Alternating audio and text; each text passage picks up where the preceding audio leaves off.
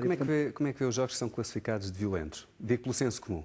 Pronto, acabando o raciocínio que eu estava a dizer há bocado, que é, por um lado, é fundamental que haja um pouco essa triagem em termos e que os pais tenham essa preocupação, embora eu perceba o problema tem a ver com o tempo, porque é preciso o pai também analisar e estar informado, e nem todos os pais, a gente sabe, se calhar que têm essa capacidade ou possibilidade, evidentemente. O que se passa é ter a noção das fronteiras entre aquilo que é da ordem da educação e que se pode retirar qualquer mais-valia, digamos assim, daquela que não pode. Isso por um lado.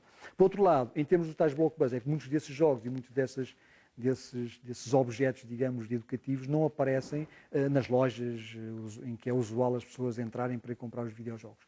Por outro lado, em termos da tecnologia, o que nós hoje assistimos, que tem a ver com a sua questão, é aquilo que um autor teórico destas áreas, o Bolter, chama de remediação, que em português dá uma palavra um pouco complicada, que eu prefiro a noção de hibridismo, que é, estamos a assistir a um hibridismo dos mídias, é? Desde os telemóveis até o computador, que o computador também dá para ouvir rádio, também dá para ver televisão, e portanto nós hoje estamos a assistir a uma redefinição da tecnologia em que o homem tem um papel fundamental, e portanto é diferente, só para lhe dar um exemplo, é diferente jogar um jogo, que até pode ser o mesmo jogo, mas não é, numa consola ou num computador. Basta dizer que uma consola deve-se jogar usualmente a 3 metros e um computador a gente visualiza a 1 metro. E esse hibridismo pode existir entre os jogos e a realidade? Claro que existe. Agora, e como é que vê essa questão, pegando novamente na questão dos jogos violentos? Claro que existe. Agora, eu não embarco naquela ideia que, por exemplo, o caso que é usualmente citado da violência de Columbine deve-se ao facto das pessoas jogarem determinado jogo.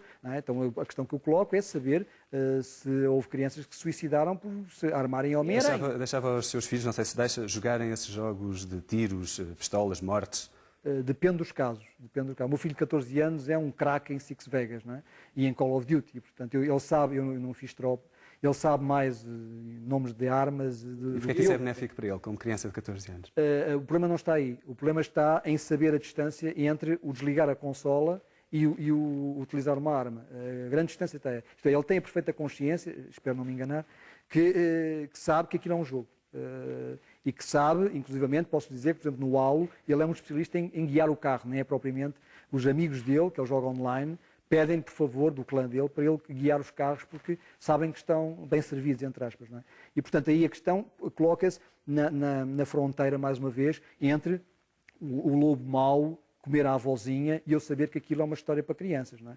É como a história dos Grimm, não é? Portanto, como eu há bocado estava a dizer em OV, muitos dos contadores de histórias clássicas, por exemplo, um teórico, estou-me a lembrar de um teórico, o Walter Benjamin tem um ensaio clássico sobre esta área, em que ele diz isso, já não há contadores de histórias. Hoje os videojogos já contam histórias, embora nem todos os jogos sejam narrativas, mas isso levar-nos também para outra discussão, que tem a ver com uma categoria diferente de narrativa. Podem ser ou podem não ser. Agora, o que se passa é que essa dimensão de narratividade que tem a ver com a aprendizagem que as nossas crianças, e eu enquanto criança, que também aprendi muito do bem e do mal por via da história do lobo mau e da Branca de Neve, que depois tem uma distinção simbólica, representativa de consciência. Como é que vê o futuro dos videojogos? Ainda por cima sendo uma pessoa tão ligada à tecnologia. Vejo bem se as pessoas tiverem um pouco esta reflexão por trás. Não é? Eu sei que em termos industriais não se pode ter. E aquilo que a indústria quer, de certo modo, é que não haja essa reflexão, porque pensar dói como andar à chuva, já dizia o Fernando Pessoa, e ele lá tinha as suas razões, e acho que muita. E, portanto, também aqui andar entre a chuva, os pingos da chuva, também molha. E, portanto, nós temos aqui várias componentes que hoje nos videojogos eu acho que é fundamental. Pensar que tem a ver com a componente industrial e económica. O Spielberg acabou de fazer mais um jogo. Há bocado vimos no vídeo, por exemplo, o chamado Motion Capture. Muitos dos jogos utilizam a tecnologia Motion Capture, do mocap. Um dos primeiros jogos da PS3, o Evelyn Sword, que teve um dos produtores, o Andy Serkis, que as pessoas conhecem do Senhor dos Anéis, do Gollum, que é especialista. O que se passa é essa dimensão de movimento e de captação da realidade tem uma transmissão fundamental que é passar para uma outra tecnologia, para uma outra imagem, uma outra mensagem. E vamos evoluir nesse sentido. Em que o cinema e o videojogo são coisas quase indistintas, não é? Nessa perspectiva. Sr. Professor, muito obrigado por ter estado aqui hoje no Geração Hightech. E como é uma pessoa que gosta muito de tecnologia, que já percebi, e em casa de certeza também, convido-vos agora a ver as novidades tecnológicas da semana no espaço Go On.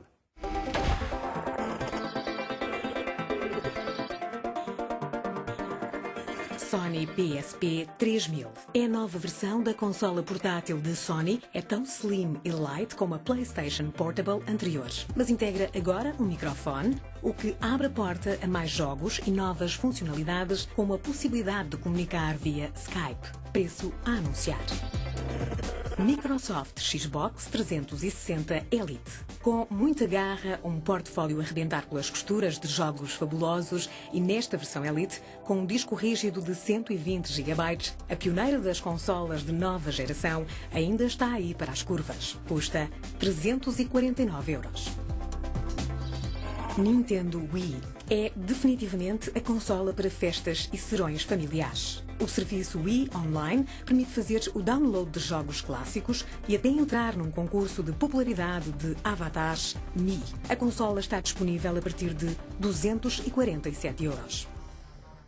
Quando a internet chegou a Portugal, todos subscrevemos serviços baseados na velocidade de banda, na fiabilidade e na segurança do serviço. Atualmente, a concorrência melhorou as ofertas. Apesar disso, muitos de nós pagamos pelo acesso à internet muito mais do que precisamos.